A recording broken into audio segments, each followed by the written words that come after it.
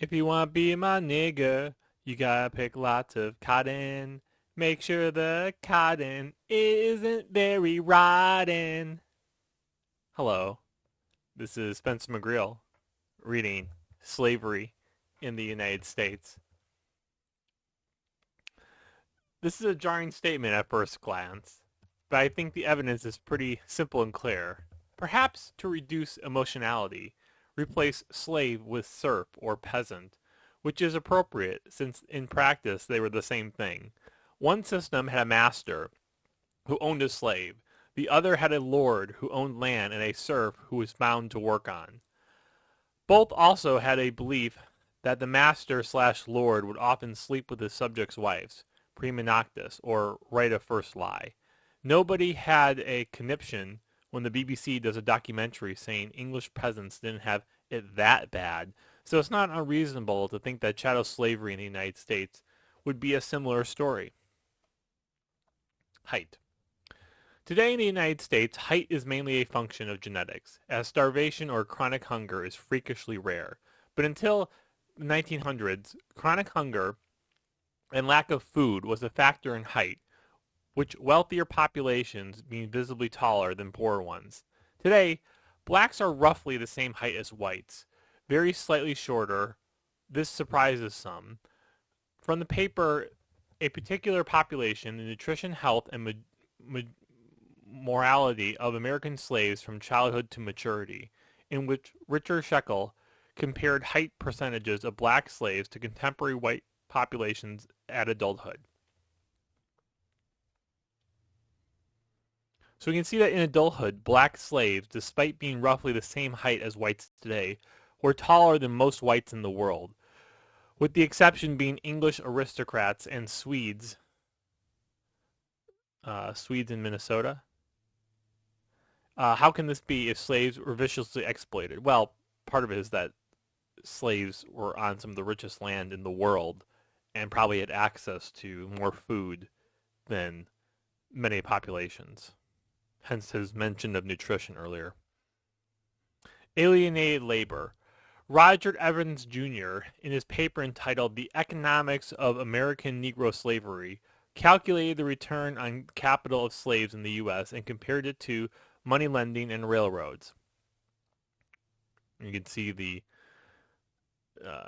short-term loan stock, railroads, and slaves, and they have a 14.8% profit, the highest of all the categories: short-term money, loan sharks, railroads, and slaves. So we can see that while black slaves had a higher amount of alienated labor than railroad workers, the highest record here was 14.8 profit off their labor. You could speculate it goes back further. Oh, you can speculate it goes up the further you go, the further back you go, maybe. But the reality is that after expenses, black slaves got back 80 to 90% of what they produce on average. And given that the slave plantations were on some of the richest land in the world, it's not hard to imagine they were better fed than the contemporary whites. Well, than their contemporary whites. Literacy. In the 1870 census, 20.1% of blacks could read and write, compared to 80% of U.S. whites. The same year, Russia had a literary rate around 15%. Most African countries didn't achieve a literary rate of 20% until the 1950s, and India had a literary rate of 20% in 1950. One could argue that U.S. whites could have done more to teach blacks to read and write, but the idea that their literacy was kept down by the Atlantic slave trade is demonstrably false. Being shipped to the Americas benefited blacks in terms of literacy, life expectancy. While black slaves probably grew to be taller than most whites in the U.S., their life expectancy was shorter. It's possible that these are related to caloric restrictions is known to increase longevity. Okay, so we have black males, white females. Yeah, so the whites lived till about, in the 1850s, about their mid-40s, and blacks slightly shorter than that. You can look at these percentages. What percentages of years do blacks have of whites? but this assumes improvements in medicine and living standards scale linearly in effect. All we can say with certainty is that blacks have always lived shorter life than whites on average. That's a good point, right? I think one of the big problems with things like the Constitution, right, is all men created equal. That's not true. And so I think that assuming the same baseline, like for IQ and life expectancy of all individuals when you like circle around a group of people is silly. Hours and difficulty of work. I remember this section. This really left an impression on me when I read it for the first time. John F. Olson, in his analysis of southern cotton farmers and northern farms, came to the conclusion that the average free farmer on a northern farm worked 3,130 hours per year, while the black slaves worked 2,798 hours per year between 1850 and 1860. Yeah. Roger Fogg, in Time on the Cross, claimed that the gang system, which usually included black slaves and white motivators, was vastly more efficient, saying a slave working on an assembly line basis in cotton, sugar, and tobacco, the southern staples, produced as much input in 35 minutes as a traditional worker produced in an hour. In other words, while they worked fewer hours, they worked so much harder that it was still worse. However, an analysis by Alan Ubstetter and Paul Rode showed that free cotton farmers were just as efficient per hour as the tortured quote-unquote gang system. They didn't even count the fact that the motivator wasn't doing any useful work. But more recently, in 2015, Trevin Logan did an experiment with his children, seeing how much cotton they could pick per day, and compared that to the daily cotton productions of slaves at the time. His results showed that his kids picked about 95% of what slaves picked on average within the same age. In my opinion, this experiment conclusively shatters the myth of the gang system. I'll leave this up for a minute so you can look at this. The measure productivity of Logan's children, 1952 to 1965, and enslaved children, 1850 to 1860, measured by pounds of cotton picked per day. So blacks worked fewer hours, and there's no evidence they worked any harder. Yeah, this lines up with reality, right? This lines up with, think about going to a job and you're not getting paid and you have to go to that job every day, whether you want to go or not. Are you going to work hard? No. Hard work, you need incentives, right? And there's no incentive if you're a slave. Breaking up families. According to The Slave Family, a view from the slave narratives by Stephen Crawford, only 51.1% of black families had both parents co-residing. By the 1880s, this number had increased to around 70%, which is where it stayed until 1940, when it started to decline. By 2011, only 37% of blacks lived in two-parent households, while 75 of whites did. 37%, wow, that's low.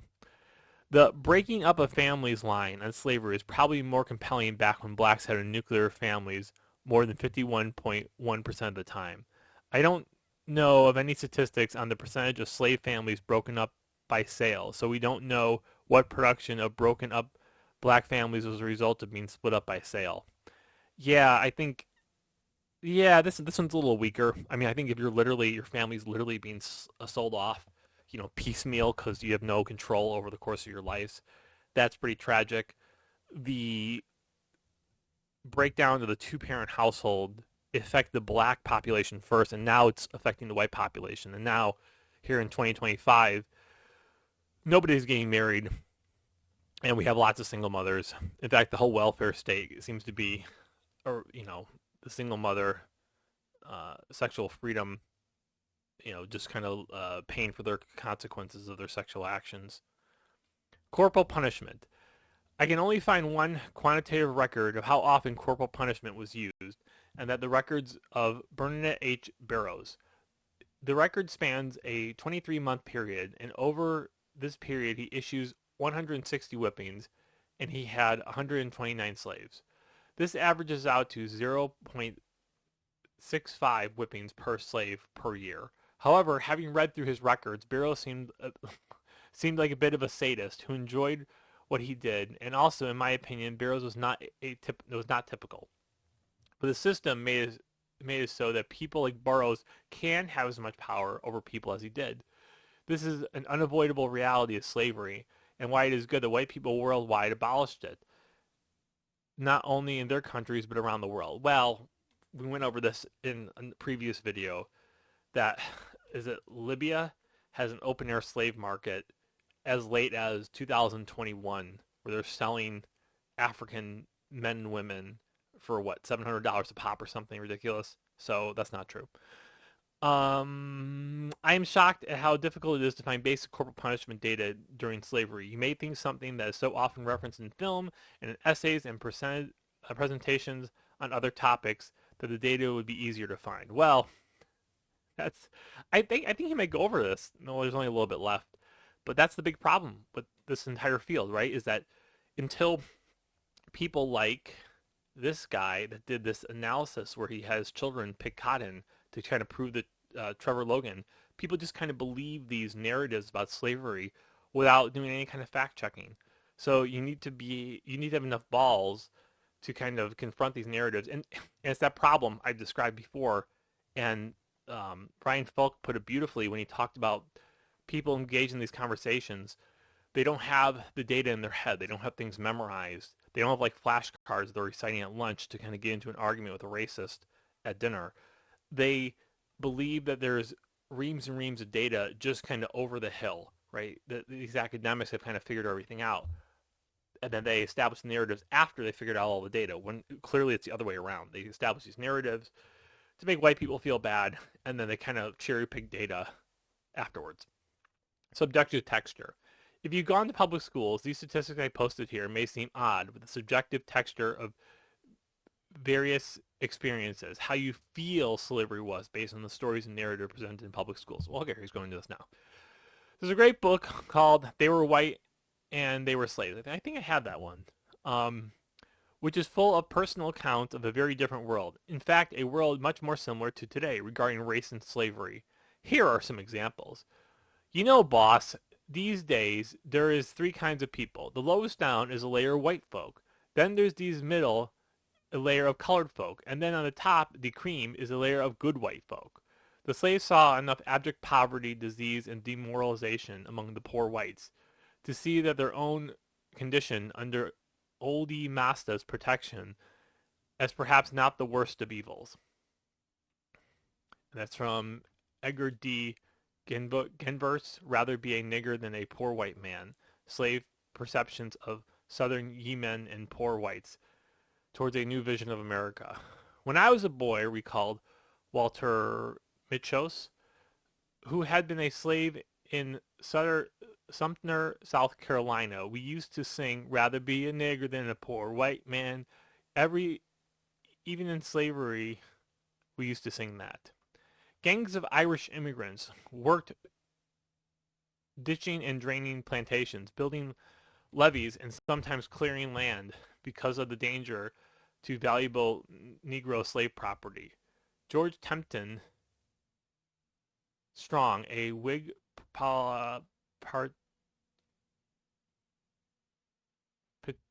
patrician, yeah, and Darius considered Irish workmen at his home to have prehensile paws rather than hands. He denounced the Celtic beast Irish youth were something called Irish slaves, and more frequently bound boys, a common joke in the South. In the pre-Civil War period, that's when blacks were ordered to work hard. They complained that their master was treating them like Irishmen. I'm Irish, by the way.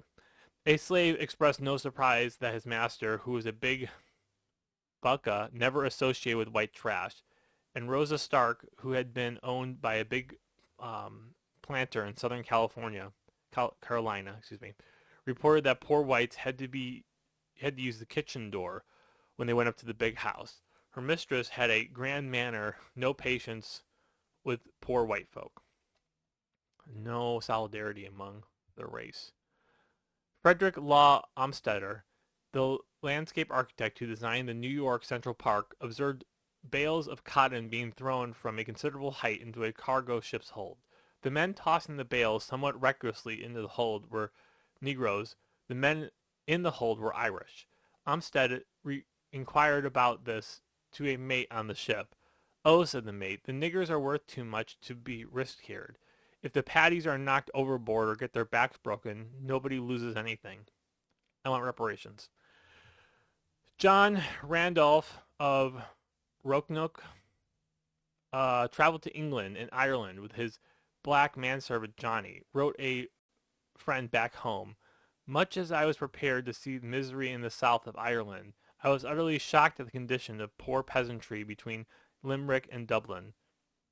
Why, sir, John never felt so proud of being a Virginia slave. He looked with honor among the mud hovels and miserable food of the white slaves, and I had no fear of his running away." Obviously, this book and its quotes only tell one side of the story, but that's the whole point, to serve as a counter bias. I'm not saying that these narratives prove me correct, just that there is a whole ocean of contemporary narrative that backs up my statistical claim. These narratives portray the United States as having the same crust of anti-white elites who prefer foreigners to poor white trash. Why have you never heard these narratives is a whole another topic unto itself. It's not a topic unto itself. It is that the Jews control our education system and most of what happens politically in the United States, and they don't want whites to kind of form any kind of solidarity amongst themselves. It's actually pretty simple. So there you go. All right, that's all. Thank you so much for listening, and I'll be back with another something in the future. Bye.